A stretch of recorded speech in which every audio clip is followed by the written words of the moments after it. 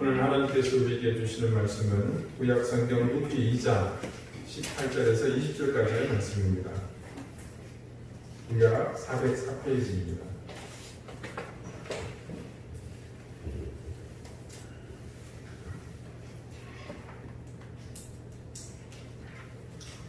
룻기 2장 18절에서 20절까지의 말씀을 제가 읽겠습니다. 이제 다 같이 자리에서 일어나셔서 하나님의 말씀을 경청하십시오. 그것을 가지고 성읍에 들어가서 시어머니에게 그 죽은 것을 보이고 그가 배불리 먹고 남긴 것을 대어 시어머니에게 드리매 시어머니가 그에게 이르되 오늘 어디서 죽었느냐 어디서 일을 하였느냐 너를 돌본 자에게 복이 있기를 원하노라 하니 룻이 누구에게서 일했는지를 시어머니에게 알리하여 이르되 오늘 일하게 한 사람의 이름은 보아스니이다 하는지라. 나오미가 자기 며느리에게 이르되 그가 여호와로 또 복받기를 원하노라. 그가 살아있는 자와 죽은 자에게 은혜 베풀기를 그치지 아니하도다 하고 나오미가 또 그에게 이르되 그 사람은 우리와 가까우니 우리 기업을 물을 자 중에 하나이니라 하니라. 아멘. 자리에 앉으시기 바랍니다. 하나님께서 이 말씀을 우리에게 은혜 주시기를 원합니다. 오늘은 보았으니다라는 제목으로 하나님의 말씀을 증거하겠습니다. 19세기 초에 프랑스에서 혁명이 일어났습니다. 그 이후 유럽은 거의 새로 등장한 나폴레옹의 소나기에 비슷하고 해도 과언이 아닙니다. 그런 나폴레옹의 기세가 유럽을 뒤덮고 한참 올라간 이후 꺾이게 된 일이 있습니다. 그것은 유럽을 소나기에 넣은 것에 만족하지 못하고 러시아를 정복하려고 출정한 나폴레옹이 상상치도 못했던 러시아의 혹독한 추위 때문에 많은 병사를 잃게 되고 퇴각하면서 그 러시아 원정에 실패한 1812년 그 사건 이후입니다. 러시아 원정에 실패한 2년 뒤인 1814년에 당시 프로이센, 오스트리아, 영국으로 구성된 연합군이 프랑스로 진격해 오게 되고 전력이 약화된 나폴레옹의 군대는 결국 연합군에게 파리를 점령당하고 맙니다. 그리고 나폴레옹은 즉각 체포되고 퇴위되죠. 이후 나폴레옹은 지중해의 작은 섬 엘바에 그해 5월 4일에 유배됩니다. 그리고 프랑스는 루이 16세의 동생인 루이 18세가 황제로 즉위함으로 혁명으로 무너진 왕정이 다시 복고됩니다. 하지만 프랑스 시민들은 이미 왕정의 항거에서 시민혁명을 하는 경험이 있었고 더군다나 무능한 루이 18세는 프랑스 시민들을 크게 실망시키게 됩니다. 그러자 프랑스 내부에서는 나폴레옹을 다시 옹립하자는 움직임이 일게 됩니다. 그러던 중 1815년 2월 나폴레옹은 그 엘바섬을 탈출해서 프랑스 남부 지중해 연안에 있는 오늘날 그 유명한 깐데에 상륙하게 됩니다. 그래서 그를 따르던 충직한 부하 1000명을 데리고 파리로 진격합니다. 루이 18세는 그것을 대수롭게 여기지 않고 그냥 정부군을 보내서 진압하게 했습니다. 하지만 진압하러 간 프랑스 군인들은 오히려 나폴레옹에게 투항하게 되고 그 세력에 합류하게 됩니다. 결국 루이 18세의 왕정은 영국으로 망명하게 되고 나폴레옹은 공화주의자와 농민들의 지지를 받아서 20여일 만에 파리에 입성해 다시 권력을 장악합니다. 하지만 당시 프랑스 주민의 각국은 나폴레옹을 파괴하기로 협약하였고 그들의 동맹국의 병사가 무려 70만 명에 달했습니다. 이전과는 상황이 많이 달라졌습니다. 나폴레옹은 그래서 다시 유럽의 연합국과 대치하는 상황을 맞게 됩니다. 그러던 중 그해 6월에 나폴레옹은 12만 5천 명의 프랑스군을 이끌고 영국의 장군 웰링턴이 지휘하는 약 9만 5천 명의 영국군과 브리혀 장군이 지휘하는 약 12만의 프로이센군을 격파하기 위해 출전을 합니다. 이들이 이때 출출한 곳이 바로 벨기에 남동쪽에 있는 워틀루라는 곳입니다. 이제 이곳에서 역사적인 일전을 벌이게 되는데 그 전투가 유명한 바로 워털루 전투입니다. 6월 16일 먼저 나폴레옹의 프랑스군은 브리프 장군이 이끄는 프로이센군을 쳐서 그들을 퇴각시킵니다. 그리고 이틀 후 18일에 프로이센군이 퇴각하고 워털루에 혼자 남겨진 영국군에 대한 총공격을 개시합니다. 프로이센이 빠져버리니 영국군은 힘을 잃게 되고 나폴레옹의 군대가 초반 승기를 잡습니다. 그런데 퇴각했던 불의의 프로이센군 6만 명이 다시 되돌아옵니다. 그래서 영국군에 합류하게 되는 통에 전세가 역전됩니다. 그래서 프랑스군은 결국 이 전투에서 영국과 프로이센에 의해서 처참하게 패배합니다. 이때 프랑스군의 전사자는 4만 명에 이르렀고 영국군은 15,000명 정도, 프로이센군은 7,000명 정도의 전사자가 났다고 합니다. 자, 이 전투가 나폴레옹 인생의 끝이었죠. 그래서 나폴레옹은 6월 22일 영국군 함 벨레로폰호에 실려서 대서양의 외딴 섬인 혹시 기억하십니까? 세인트 헬레나로 유배되게 되고요. 영국군의 철저한 감시를 받고 울군을 투하다가 1821년, 그러니까 5년 정도 지났죠. 5월 5일 세상을 떠나게 됩니다. 자, 최초 실격한 이후에 나폴레옹의 재집권은 백일 산하로 끝이 났고 워털루 전투의 패배로 프랑스와 유럽 국가 간에 무려 23년 지속되었던 전쟁은 끝이 났다고 합니다. 워털루 전투에서 나폴레옹을 물리친 영웅으로 추앙된 이 영국의 웰링턴 장군은요, 이후 승승장구하게 되고 마침내는 영국 총리 자리까지 올랐다고 합니다. 그리고 웰링턴은 자신을 그 자리에 있게 해준 워털루 전투를 기념하여 매년 그는 6월에 그 참전 용사들을 초청해서 승전 기념일 파티를 열었다고 합니다. 한 번은 이 승전 기념 파티에서 기분이 고조된 웰링턴은 사람들에게 다이아몬드로 장식된 자기의 담배갑을 자랑했습니다. 근데 자랑하고 나서 잠시 이 담배값이 사라져버리고 맙니다. 웰링턴이 그 담배값을 분실한 것을 알고는 모두들 술렁거리기 시작했습니다. 그래서 그때는 응가가 여기 있는 사람들의 소지품을 모두 검사합시다. 주머니를 한번 검사합시다. 혹시 모를 일 아닙니까? 라고 말합니다. 그 말에 모두들 그러는 것이 좋겠다고 동조합니다. 그런데 그 순간 초라한 옷차림을 한 나이 많은 노병이 큰 소리로 반대하고 나섰습니다. 이 파티에 참석한 사람들은 나라의 명예를 위해 전투에 참여한 사람들입니다. 그런 분들의 호주머니를 검사한다는 것은 인격을 모독하는 것입니다. 그리고 그 노병은 상기된 얼굴로 파티장에서 나가버렸습니다. 잠시 술렁이는 사이 웰링턴은 자신이 실수했음을 깨닫고 노병의 말이 맞다면서 호주머니를 조사하는 일을 하지 말자고 말하므로 사건은 일단락되었습니다. 다들 호스트인 웰링턴이 그렇게 제안했기 때문에 그렇게 하자고 말했지만 사람들은 모두 호주머니 조사를 반대한 그 노병이 분명 담배값을 훔쳤을 것이라고 생각했습니다. 아무튼 호주머니 검사는 하지 않았지만 파티는 파장 분위기가 되고 말았습니다. 이듬해 같은 날에 다시 승전 기념일 파티가 열렸습니다. 만찬 준비를 하고 옷장에서 옷을 챙겨 입은 웰링턴은 그 군복을 입다가 깜짝 놀라고 말았습니다. 잃어버린 줄 알았던 담배값이 바로 자기 주머니 안쪽에 깊숙이 들어있었기 때문입니다. 순간 웰링턴은 지난해 만찬장에서 소지품 검사를 극구 반대하는 그 노병의 얼굴이 떠올랐습니다. 그 즉시 백방으로 수소문했고 마침내 퇴역한 노병의 집을 찾아갔습니다. 그 노병은 낡고 비좁은 다락방에 새들을 살고 있었습니다. 웰링턴은 그 집의 문을 두드렸고 노병은 뜻밖에도 문 앞에 서 있는 웰링턴을 보고 너무나 놀랐습니다. 비좁은 집안에 들어온 웰링턴은 노병에게 어렵게 말을 꺼냅니다. 자신이 큰 실수를 저지른 사실을 말하면서 지난해 만찬장에서 결의했던 일을 사과하러 왔습니다.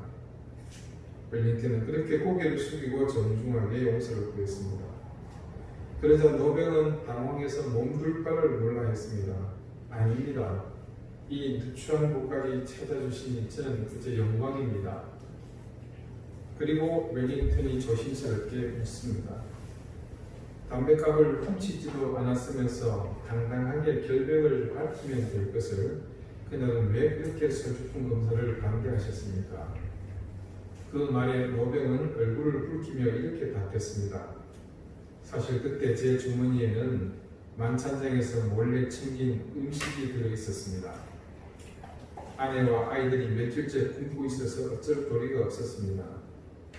제가 만약 그 자리에서 주머니 속에 음식이 들어있었다는 사실을 모두 알게 되면 그것이 우리 영국 군인과 장군께 얼마나 불명예스러운 일이 되겠습니까? 그래서 부득이 제가 그런 무례를 금할 수밖에 없었습니다. 용서해 주십시오. 웰링턴은 그 말에 한동안 할 말을 잊었습니다. 그러다 문득 그를 와라 껴안았습니다. 용서하시오. 모든 게 나의 불찰이었소. 그 후 이 웰링턴에 의해 참전 용사들을 위한 복지특례법이 제정되었습니다. 당연히 이 노병의 사건이 모티브가 되었을 것입니다. 웰링턴은 분명 자신의 주도로 치러지는 연례 행사인 전승 파티에 그 화려한 뒤에 드리워진 어두운 그들이 있음을 그날 뚜렷이 보았던 것입니다. 오늘 본문의 말씀이 이렇게 시작됩니다. 18절입니다. 그것을 가지고 성읍에 들어가서 시어머니에게 그 죽은 것을 보이고 그가 배불리 먹고 남긴 것을 내어 시어머니에게 드리매. 자, 한 에바 20kg 정도 되는 그 보리 같은 자루를 들고 룻이 얼마나 숨바쁘게 들어갔겠습니까? 그런데 룻이 가지고 간 것은 보아스의 배를로 양껏 주운 보리 이상만은 아니었던 것 같습니다. 말씀의 후반부에는 그녀가 배불리 먹고 남긴 것을 나오미에게 드렸다고 증거하고 있습니다. 보아스가 그 들판에서 초청한 식사 자리에서 룻은 과분한 대접을 받았습니다. 먹을 것이 없어서 요기할 생각조차 못하고 있는 그녀가 보아스의 부름을 받아 함께 음식을 먹는다는 것은 참 감사한 일이지만 그녀는 그런 속에서도 마음 편히 먹고만 있을 수 없는 노릇이었습니다. 자신이 죽어서 간 이삭들로 어머니의 허기를 면해드려야 하는 상황인데 어머니의 지금 모든 신경이 이삭을 죽으러 나간 며느리의 귀갓길에 모여 있다는 것을 이 착한 며느리 룻이 어찌 모를 리가 있겠습니까? 웰링턴의 전승 축하 파티에 초청받아서 자신은 호화로운 분위기 속에서 먹고 마시고 있지만 굶주리고 있는 가족 생각에 주머니에 음식을 몰래 넣었던 그 노병의 마음과 룻의 마음이 다르지 않았을 것입니다. 그런데 말씀 어디에도 룻이 어머니를 위해 따로 음식을 챙겨 두었거나 아니면 자신이 먹던 중에 일부를 따로 후배에 두었다는 기록은 없습니다.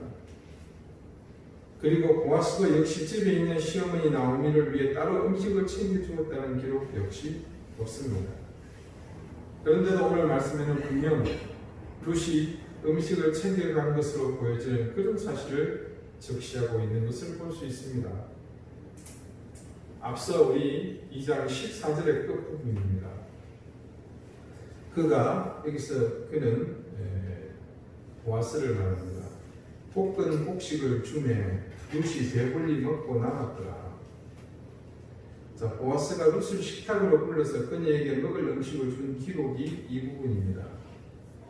그때 준 음식이 볶은 곡식이었고 그리고 보아스가 그녀에게 건네준 음식의 양, 즉 볶은 곡식의 양이 적지 않았음을 증거하고 있습니다.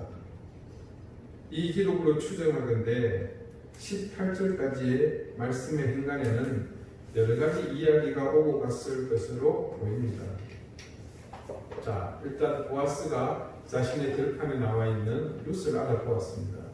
그리고 그녀를 눈여겨보았죠. 식솔들에게는 룻을 건들지 말라고 엄한 주의를 이미 줬습니다. 식사 시간이 되어서 돗자리를 깔고 음식을 펼치는데 보아스의 눈에 룻이 밟힙니다. 그래서 보아스는 룻을 불렀습니다. 얘야, 내 딸아, 이리로 와서 함께 우리가 밥을 먹자. 아니, 괜찮습니다. 상관 말고 어서 드십시오. 룻의 말대로 상관 말 일이 아니죠. 그래서 다시 보아스가 부릅니다. 여러 소리 하지 말고 이리 와서 함께 먹자꾸나. 그때 룻이 한 가지 사실을 말합니다. 무슨 얘기일 것 같습니까? 당연히 집에 홀로 있는 어머니 이야기입니다. 집에 어머니가 제가 오기만을 기다리고 계십니다. 얼른 주워서 이걸로 제가 밥을 지어 드려야 합니다. 그 말을 들은 보아스가 룻이 무슨 생각을 하고 있는지 알게 되었고 다시 그래서 그녀를 부릅니다. 얘야, 걱정하지 말아라. 우선 힘들게 이삭을 줍고 있는 너부터 먹고 보자. 룻은 나지 못해서 식탁에 앉았을 것이고 그렇게 강건하여 부른 보아스는 룻에게 음식을 주는데 처음에 불렀을 때 먹으라고 권한 음식과 다른 것을 줍니다. 그 다른 것이 오늘 말씀에 있는 볶은 곡식입니다. 자, 일반 음식들은 먹고 남은 것을 보관하는 것은 조금 껄쩍지근하죠. 냉장고도 없던 시절에. 하지만 볶은 곡식은 다릅니다. 얼마든지 자루나 주머니에 양껏 넣어서 두고 먹을 수 있는 장점이 있습니다. 보아스는 아마 그런 상황을 염두에 둔 것이 아닌가 합니다. 룻의 마음을 알게 된 보아스는 분명 룻이 불편한 마음으로 먹지 않아도 되도록 배려하는 차원에서 그녀의 마음에 있는 신적 부담을 넣어줄 요량으로 일부러 볶은 곡식을 준 것으로 보입니다. 여러분, 말씀을 통해서 우리가 알 수 있지만 지금 그 식탁에서의 주식은 볶은 곡식이 아니라 떡입니다. 그래서 떡을 먹으면서 초에 찍어서 먹으라 말하지 않았습니까? 그럼에도 불구하고 룻에게 볶은 곡식을 주었다는 것은 바로 이 부분에 대한 보아스의 다른 생각이 담겨 있는 것임을 짐작하게 합니다. 그런 보아스의 의도는 이 식탁이 끝난 후 더 분명하게 드러났습니다. 여러분, 지난 시간 룻이 이삭을 줍는 것에 대해 보아스가 일꾼들에게 당부한 말을 한번 기억해 보십시오. 보아스는 먼저 룻을 이삭을 줄 때 어디에서 죽게 했습니까? 곡식단 사이로 들어오라고 했습니다. 거기에 대하여 일꾼들에게는 이삭 다발을 일부러 바닥에 던지도록 그렇게 지시했습니다. 이런 지시가 바로 이 상황과 전혀 개연성이 없지 않음을 이제 여러분도 충분히 짐작하실 수 있을 것이라 믿습니다. 결국 룻이 집에 도착해서 어머니께 내어드린 것이 죽은 보리 이삭뿐 아니라 먹고 남은 볶은 곡식을 가지고 온 상황이 모두 이런 흐름과 맞물려 있는 것을 알 수 있습니다. 게다가 배불리 먹고 남긴 것을 내어 시어머니에게 드리매 라고 증거하는 18절 말미의 이 말씀은 바로 그런 보아스의 배려와 자비를 증거하고 있는 말씀인 셈입니다. 자, 이제 룻에게서 드러난 이 놀라운 자비의 흔적에 나오미가 어떻게 반응했는지 나오미의 말에 주목해 봅시다. 룻이 자초지종을 이야기할 때에 그 중심에 있는 사람은 당연히 보아스입니다. 그런데 흥미로운 것은 룻이 이야기하기 전 나오미는 단지 룻이 들고 온 것을 보고서 던진 말은 자비를 베푼 그에게 막연한 특정 대상에게 그냥 복이 있기를 원하노라 했습니다. 그런데 이런 자비를 베푼 사람이 보아스라는 사실을 알게 된 후에는 단지 막연하게 복을 비는 것이 아니라 여호와로부터 복받기를 원하노라고 조금 더 구체적인 축복을 하고 있습니다. 자, 이게 어떤 의미일까요? 놀랍게도 보아스가 베푼 이 은혜로 인해서 나오미에게 뭔가 변화의 조짐이 보입니다. 이전에 그녀에게 자신의 하나님은 그저 자기 인생을 거짓골로 만든 불평과 원망의 대상일 뿐이었습니다. 그런데 그녀가 지금 불평하며 자신의 인생을 바닥으로 끌어내는도라 그렇게 원망하던 대상이었던 그 하나님의 이름을 부르며 자신에게 자비를 베푼 그 사람을 위해 하나님께 복을 빌고 있습니다. 그것은 분명 예전의 나오미가 아닙니다. 그러니까 여호와 하나님을 대하는 태도에 변화가 생겼습니다. 불평과 원망이 일색이었던 나오미가 정반대의 말을 하고 있습니다. 그러니까 복을 비는 말을 합니다. 거기다 더하여 여호와의 이름, 하나님의 이름을 이용해서 그 이름으로 복을 빕니다. 나오미가 이렇게 하나님의 이름으로 축복하는 데는 두 가지의 의미가 있다고 봐야 할 것입니다. 먼저는 하나님이 자신의 인생을 괴롭게 만드시는 분만은 아니라는 사실을 그녀가 지금 깨달았다는 것과 또 다른 한 가지는 그 하나님께서 이제 이 집안에 자신의 인생에 뭔가를 행하려고 하신다는 것을 깨닫고 그녀가 하나님의 역사하심을 기대하게 되었다는 사실입니다. 이 놀라운 일의 중심에는 보아스가 있습니다. 그것은 하나님께서 나오미의 가정을 살리시기 위해 은혜와 회복의 통로로 보아스를 지금 사용하고 계시다는 증거입니다. 세상에 인생으로서 이보다 더 복되게 살 수 있는 사람이 어디 있겠습니까? 그는 자신을 통해 죽어가는 한 여인, 그리고 내일에 대한 어떤 소망도 없는 그 나오미의 집안에 희망을 풀어놓고 있지 않습니까? 그래서 이 보아스의 삶을 두고서 그리스도의 그림자, 예수님의 그림자, 메시아의 그림자라고 칭하는 것입니다. 여러분, 우리는 모두가 예외 없이 예수 그리스도의 발자취를 밟고자 하는 바람이 있습니다. 그리고 우리는 늘 그런 삶을 살고자 기도하지 않습니까? 그렇다면 우리는 모든 순간에 그리고 모든 상황에서 주님의 삶을 비춰주고 있는 이 보아스의 삶을 주목해서 보아야 합니다. 단지 사사시대에 베들레헴에 살았다는 역사 속에 묻혀져가는 한산한 사람이 아니라 오늘날까지 우리가 살고 있는 이 시대에까지 증거되고 있는 그의 그런 삶이 가진 가치를 우리는 조금 더 귀하게 여겨야 할 것입니다. 저는 오늘 설교 말씀의 결론을 준비하면서 한 가지 생각에 깊이 잠겼습니다. 그것은 다름 아닌 지금 우리의 삶은, 그러니까 나의 삶은 무엇을 향해 가고 있는가 하는 질문이었습니다. 그러면서 말씀을 준비하는 제 머릿속을 가득 채우고 있는 생각과 또 그 질문을 함께 제 앞에 펼쳐보았습니다. 그러면서 저는 한 가지 중요한 사실을 깨달았습니다. 제가 여러분에게 말씀을 증거하는 이 일 또한 그리스도의 삶을 닮아가는 그분의 발자취를 따라가는 여정이 되어야 하는데 제가 말씀을 준비하면서 지향하고 있는 목적지는 그리스도의 삶이 아니었습니다. 저는 말씀의 결론에 이르는 내내 부족한 한 가지 때문에 전전긍긍하고 있었습니다. 여러분, 그것은 다른 것이 아니라 어떤 임팩트 있는 말씀으로 이 설교를 듣는 여러분에게 깊은 감동을 주거나 아니면 깊은 인상을 남길까 하는 그런 조각입니다. 그리고 깨달았습니다. 나는 썩 좋지 않은 길을 가고 있으며 그래서 내 삶은 그리스도를 온전히 따르지 않고 있구나 하는 그런 깨달음이었습니다. 여러분은 지금 어떤 삶을 살고 계십니까? 지금 여러분의 삶의 방식과 목표는 주님을 닮으려는 그 의지와 부합하고 계십니까? 이 혼란한 전국 속에서 반드시 여러분 자신에게 꼭 한 번쯤 이 질문을 스스로 던져보시기 바랍니다. 여러분의 삶이 혹시 가야 할 목적지를 주님의 삶이 아닌 다른 허망한 것으로 대체하고 있는 것은 아닌지 점검해 보십시오.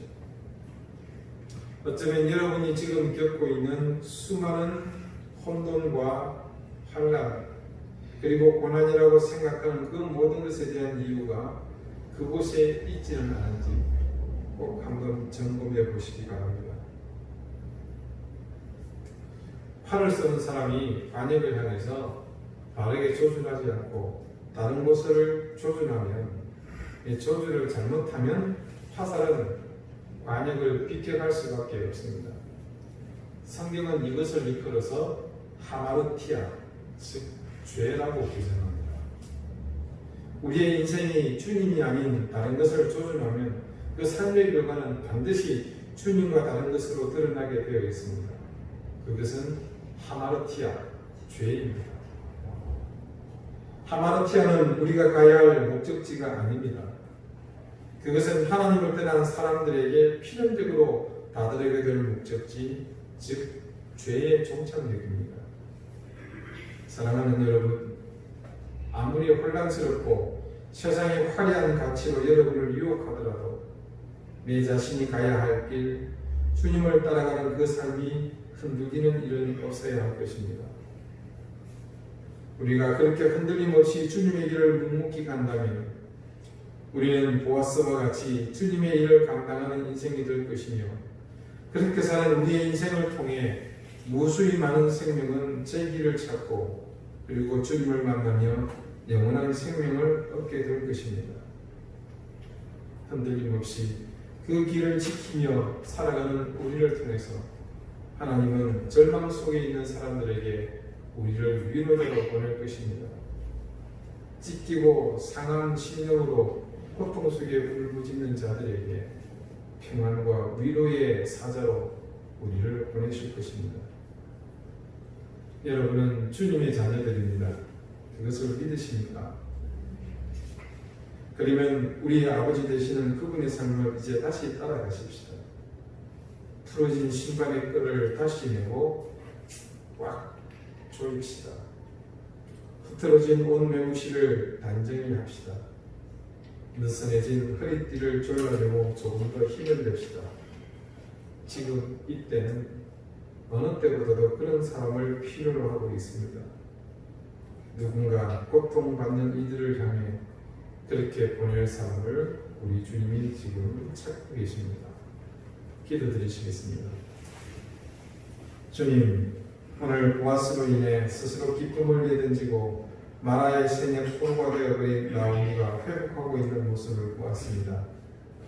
그가 주님의 그림자처럼 오실 메시아의 모습과 같이 자기 삶의 최선을 다함으로 죽어가는 나오미의 집에 새 생명을 불어넣게 하셨습니다. 주님, 저희도 그같이 살게 해주십시오. 잘못 설정된 목적지를 그냥 따라가는 자신의 인생에 무책임한 삶을 더는 살지 않게 해주십시오. 그리스도께서 이 땅에서 보여주신 그 삶의 목적으로 온전히 나아가게 해주십시오. 우리의 인생이 결코 하마르티아, 조준을 잘못하여 죄의 길로 벗어나지 않게 하시고, 그래서 다른 목적을 향해 가는 그 삶을 통해 주님의 구원을 이루어가게 해주십시오. 보아스와 같이 생명을 살리며 희망을 심어주는 그런 인생이 되게 해주십시오. 예수 그리스도 이름으로 기도드립니다. 아멘.